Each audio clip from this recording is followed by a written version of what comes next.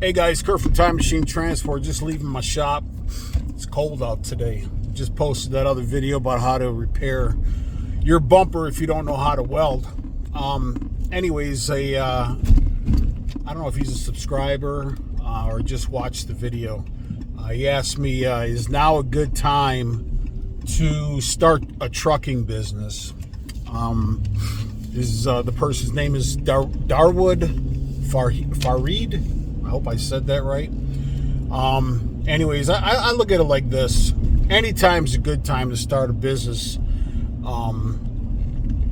if you are prepared for downfalls and to follow your dream, right? So I got about a half hour till I get to Kenosha, Wisconsin, and we got our authority in 2014, and I got my CDL in 08, 09, and I went to a Swift Driving Academy, believe it or not, and then they put me in a truck with a trainer, and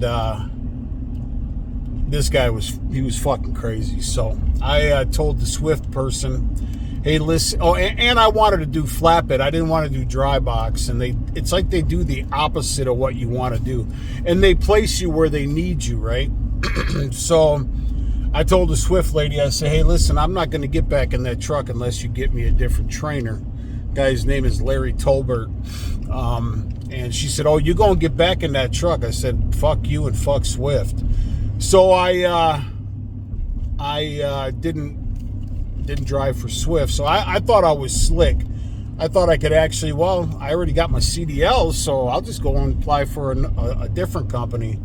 Well, unless you're an experienced driver, no one's going to touch you for at least a year, 2 years, unless they're a self-insured company, meaning like Swift, JB Hunt, Schneider, Rail, Warner, Prime, all those big companies. They're all self-insured, so that's why they're able to put new drivers in the pilot seat. Now, my dumbass got a DUI sitting in my mother's house, swear to God. And the reason why I was found guilty was because I refused the breathalyzer at the station. And I didn't know that, and that's a common law around the country, so shame on me. But the cop didn't explain that to me, or I was that drunk where I didn't understand it. So anyways, that's all in the past. So in 2011, a Russian took a chance on me. A buddy of mine took me out in his truck, trained me how to flatbed, and I fell in love with it. So I wouldn't want to do anything else but flatbed. These Ram 2500s, they got that beefed up suspension, man. So when you're driving, you hit a little bump, man, that ass ends shaking, right? So anyways, so this guy, Dimitri from SDS Express out of Brown Deer, Wisconsin, he took a chance on me, and I owe him for that. So I stayed with him until 2015. We got our authority in 2014, and I acquired a hot shot, and I put my cousin in it, and he ended up fucking up everything and this and that, tore the equipment up, so I had to fire him. And then my brother was going to drive it, but then he actually backdoored me. So I stayed working with him, and then my wife, when her and I first dated, hi baby girl, I love you, she had stock that she had, and she sold stock to get us in our first truck and trailer, and for that I am forever indebted and grateful for my wife. So we didn't have a shop at first. So if you're new in the trucking game, or you're not, and you want to get your own equipment, I encourage that. I really do. However, there's always different sides of the fence, right? And what's the old saying? The grass is always greener on the other side. Well, if you want to do your own trucking gig, I definitely encourage that. I've been self-employed for many years. Prior to trucking, I was a general contractor. I had 15 guys and 3 trucks. When the 08 market hit, I lost everything. I was living on my mom's couch. So I'm almost put the pistol in my mouth, believe it or not. And not proud of that, but I really hit rock bottom. So anyway, so I've been self-employed for many years, but I also worked a full-time job while I did my self-employment gig on the side, and did real estate and security systems, fiber optic telecommunications, video, stuff like that. And so trucking, I actually fell in love with trucking. I love it. We've seen a lot of hard times in trucking. Even when trucking was at its, I don't know when it's actually been at its best. A lot of people think I've been doing this since I was a young man, but I'm 54, and I've been through a lot of trials and tribulations. And so in order to do now we didn't have our own shop or anything. And we don't own our shop, we rent it, and it costs us about $2,000 a month. I recommend if you are going to get your own truck and trailer, you need to, first and foremost, become incorporated, have a company name, get incorporated. We're an S Corp, and if you ever have any questions about how to do this, you can call me at 414-477-7845. Again, that's Kurt, 414-477-7845. I like to help people. So if you're able to finance your own equipment or pay cash, that's up to you. Myself, I recommend you just buy an older truck, something that you can work on yourself, something that's clean, and with older equipment comes other risks. Yeah, you don't have the monthly payment of $2,000 to $4,000 a month just for the truck, and now you're going to have, unless you lease a trailer. But if you want to purchase a trailer, that's going to cost you probably another couple thousand. So you're looking at between probably $6,000 and $10,000 a month for a truck and trailer payment. We went and paid cash for old truck and an old trailer, but we did all aluminum Bensons because I don't like rust, I don't like the look of it, whatever the case is. And aluminum holds up better in my mind, in my opinion, than steel does, and it looks better. So we were able to buy, and this was back in 2015 or 16. I took the hot shot out. For 11 months, I lived in that hot shot, not straight, but on the road. And figure if we're making payments on the truck, and I paid cash for the trailer, and so that was kind of how I ended up doing that. But we bought a 2001 Kenworth T2000 and a 95 48-foot Benson all-aluminum flatbed trailer. And the guy wanted like $20,000. I said, no, that ain't going to happen. I told him we have $14,300. That's what I have. And we had already bought another truck on eBay. That one was $9,200. The guy wanted like a shit ton of money. He had it on eBay, didn't sell. So I told him, I said, listen, we'll give you $9,200 for it. He goes, oh man, I'm taking a bath on this thing. I said, well, you don't have to buy it. So anyways, ended up buying that one. And then this other guy with the T2000, we were just looking for a trailer. That's how I ended up reaching out to him. And he was like, well, would you want to buy the truck and the trailer? I said, oh man, no, not really. So we got trailer for $14,200 or $300. And so it was a motivated buyer, motivated seller. And so we ended up getting that for a really good deal. If you could find a good deal like that, then definitely I recommend doing it. However, when you first get your, so you have to become incorporated first. I made the mistake when I got my DOT number and MC number. I didn't know about being incorporated. So they had the trucking company. It was Kurt Sabella Transport or something. I don't like to see my name in flashing lights. I think that's ridiculous, but that's just my opinion. So I went ahead, and back then in 2014, it was like about $1,000 to get your DOT number. And so then I went to an accountant. I got incorporated, our current accountant, Newman from H&H Tax. And then I had to go back to FMCSA and pay a fee to put the trucking or put our US DOT number into a different name, which is Time Machine Transport. So the very first thing you're going to want to do is get incorporated, then go to FMCSA, get your number.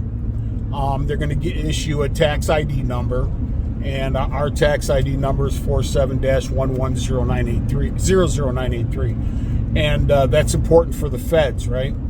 For your taxes, because Uncle Sam wants to get his piece of the pie. Then what you're going to want to do is you're going to want to sit on that DOT number for a year, because what happens is if you're a brand new trucking company, a lot of brokers won't touch you. Excuse my dirty face. A lot of brokers, they don't want to touch you because you're a liability, right? Just like if you have a brand new CDL, an insurance company is going to juice you for your insurance, right? Because you're a liability. You haven't been doing it long enough. So you're going to want to sit on that DOT number for a year. You're going to want to get the minimum possible insurance, so just like liability or whatever, because you don't need cargo insurance because you're not hauling cargo. Sit on your authority, your MC number and your US DOT number. Sit on that for a year. Let it get a year seasoning, like you've been in business for a year, okay? Then after you have a year seasoning and you're in the system for a year as being a safe company, now you can go ahead and jump in a truck and get loads and whatnot. New text message from baby girl. Now if you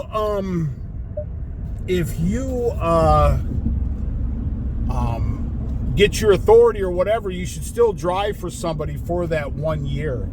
And you know, like I had a guy tell me one time, yeah, you have old equipment, whatever. I got this brand new truck, blah, blah, blah. He drove for a large company. Forget who it was. Anyways, I told him, I said, well, here's the cool thing. You slave your equipment. We own our equipment.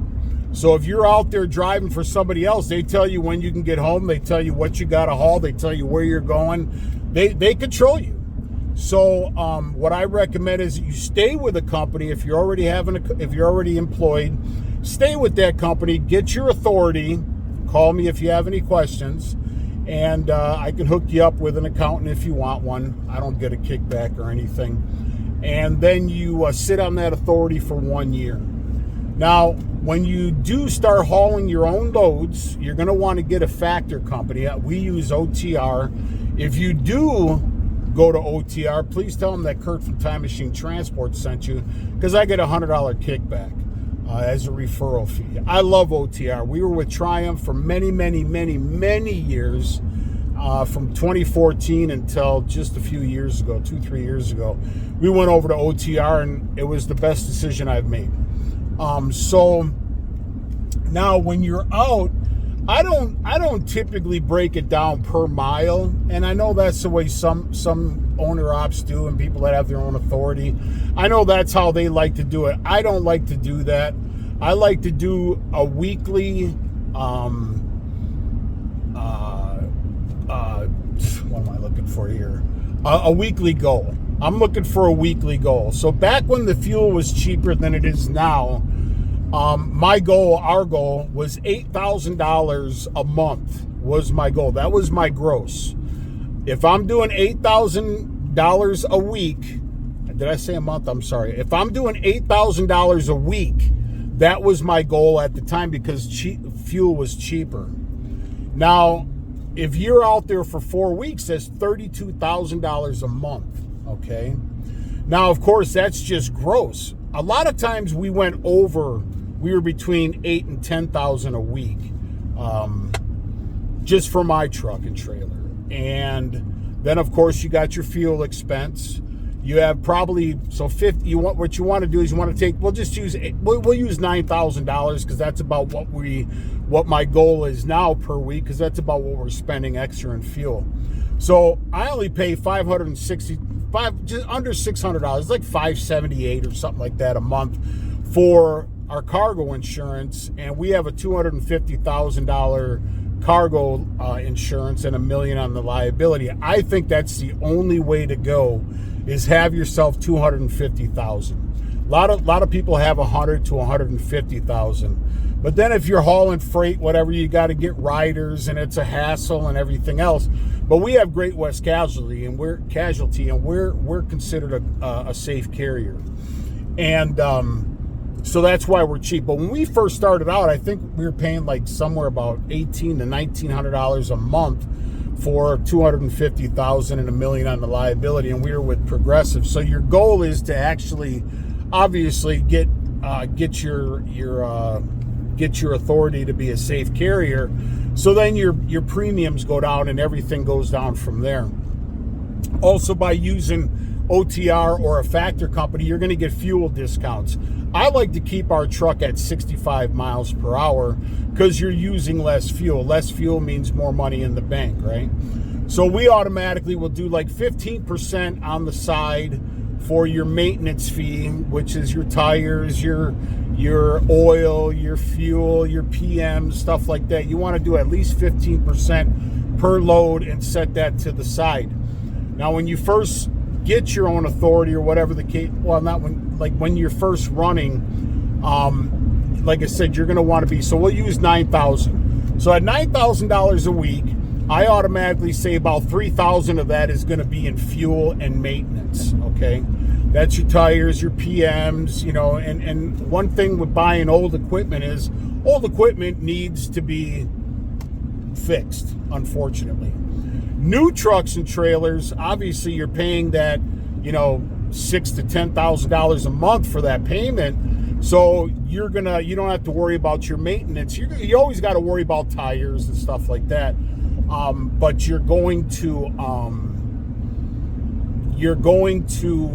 going to be, what do they say? It's kind of like a double-edged sword. If you buy something cash and it's cheaper, you're going to stick money into it. If you're buying a brand new truck and trailer, you're obviously not going to have to put money into it, but your insurance is going to be higher because the truck and the trailer are worth more. So your insurance, you're going to want to have to cover that equipment. So now your insurance is going to go up. If you get an older truck like we have, whatever the case is, and an older trailer like we have, we keep our equipment clean. You're going to obviously have more money to go into it to keep it up and running. That happens. But then again, our insurance is less. If I get a scratch on my truck or my trailer, I'm not booty sore over it. I'm not freaking out. I look at the end of the day as the truck and the trailer, they're work trucks and trailers. They're not show pieces. And don't get me wrong, I love seeing the beautiful trucks and trailers going down the road. I love that. However, at the end of the day, it's a work truck and it's a work trailer. So we'll take $9,000. Let's take $3,000 off the top for fuel and maintenance. Now you're sitting with $6,000 a week. That's still, now you're going to pay, okay, so at $9,000, I forgot to mention your factor fee. We're at 3%. So at a $9,000, 3% for us to get our money the same day, get fuel discounts, have a fuel card, all that stuff, you're only paying $270 a week. So we're going to round up. We're going to say that that's $1,000 a month, okay? So now you're making $36,000 a month minus the $3,000 is $12,000 off the top plus $1,000 for the maintenance fee. Now you're down to whatever. I don't have my calculator out right now, and I'm kind of concentrating on driving. So you're going to figure that you're going to cut that. What is it? 12,000, 13,000. So now you're at 26,000 ish, somewhere in there. Anyways, no. More than that. I'm sorry. So I don't have my math correct. Sorry. So just figure. I'll just say $9,000 a week for simple math. So it's $3,000 off the top is your fuel and your maintenance. So now you're sitting at $6,000. Plus you got that $270 OTR fee or factor fee. You're always going to have something happen. So if you're not putting in your pocket $4,500 to $5,000 net pay in your pocket then I think you're probably doing something wrong. Because, you know, and then, so if you figure if you're a company driver and you're getting 60 cents a mile and you're a new driver, you're not going to be making great money, because the loads are going to the senior drivers, the people with experience, so on and so on. So you're probably going to have, you know, some downtime. You're going to be a truck stop cowboy. You're going to be sitting there chilling in your new equipment, whatever the case is. So, you know, there, you know, at an experienced driver, you should be making at least 60 cents a mile. But you're probably not making that. I'm not really sure. It's been quite some time since I've been a company driver. So, like I said, the goal is $9,000 a week. Don't look at it as per mile. Don't look at it this. Try to stay at that $9,000 to $10,000 a week gross, minus your $3,000 plus for your fuel and your maintenance or whatever, and your factor fee, whatever the case is. So the rest of the money is going to go into your bank account. So that's kind of where I'm at, just to kind of, you know, make it simple, I guess, if that's even possible. But yeah, I would definitely encourage anybody to go out and get their own truck and their own trailer. And, you know, it's just keep your speed down to 65 miles per hour to save your fuel. Try not to idle your truck, you know, that often, you know, unless it's like below 30 degrees. Then I idle my truck. You wake up an hour before you start the truck, let it warm up, get out of the bunk, and then you can go on with your day. So there's always going to be something in trucking. Always, always, always. So if you first get into trucking, make sure that you can pay for your truck and trailer outright. Make sure that you have at least $10,000 to $20,000 sitting in the bank in case something happens with that truck. There was a lady, when we used to rent our tow unit, there was a gal that had just bought her truck and she wanted to rent our tow unit. She was from Mississippi or Alabama, and she said she bought an International 9600 Eagle or something like that, and she had paid cash for the truck and the trailer. Her very first load, the truck broke down. She was going from either Mississippi or Alabama up to New York, and the truck took a shit before she even delivered her first load. I felt so bad for that lady, and it was like she put all of her eggs in one basket, because that's essentially what happens, right? You put all your eggs in one basket and you drop the basket and all your eggs break.